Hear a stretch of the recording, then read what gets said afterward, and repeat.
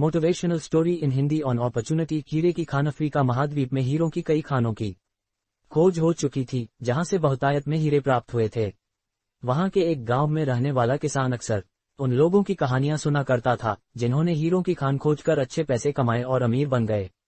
वह भी हीरे की खान खोजकर अमीर बनना चाहता था। एक दिन अमीर बनने के सपने को साकार करने के लिए उसने अपना खेत बेच दिया और हीरों की खान की खोज में निकल पड़ा।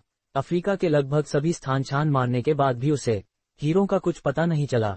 समय गुजरने के साथ उसका मनोबल गिरने लगा। उसे अपना अमीर बनने का सपना टूटता दिखाई देने लगा। वह इतना हताश हो गया कि उसके जीने की तमन्ना ही समाप्त हो गई और एक दिन उसने नदी में कूदकर अपनी जान दे दी। इस दौरान दूसरा किसान, जिसने पहले किसान से उसका खेत खरीदा था, एक दिन उसी खेत के मध्य बहती छोटी नदी पर गया। सहसा उसे नदी के पानी में से इंद्रधनुषी प्रकाश फूटता दिखाई पड़ा। उसने ध्यान से देखा तो पाया कि नदी के किनारे एक पत्थर पर सूर्य की किरणें पड़ने से वह चमक रहा था। किसान ने झुककर वह पत्थर उठा लिया और घर ले आया। वह एक खूबसूरत पत्थर था। उसने सोचा कि यह सजावट के काम आएगा और उसने उसे घर पर ही सजा लिया।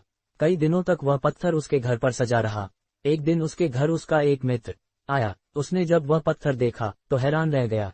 उसने किसान से पूछा, मित्र, तुम इस पत्थर ही कीमत की जानते हो? किसान ने जवाब दिया, नहीं, मेरे ख्याल से ये हीरा है, शायद अब तक खोजे गए हीरों में सबसे बड़ा हीरा। मित्र बोला।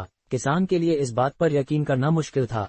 उसने अपने मित्र को बताया कि उसे यह पत्थर अपने खेत की नदी के किनारे मिला है। वहां ऐसे और भी पत्थर हो सकते हैं। दोनों खेत पहुंचे और वहां से कुछ पत्थर नमूने के तौर पर चुन लिए, फिर उन्हें जांच के लिए भेज दिया। जब जांच रिपोर्ट आई तो किसान के मित्र की बात सच निकली। वे पत्थर हीरे ही थे। उस खेत में हीरों का भंडार था।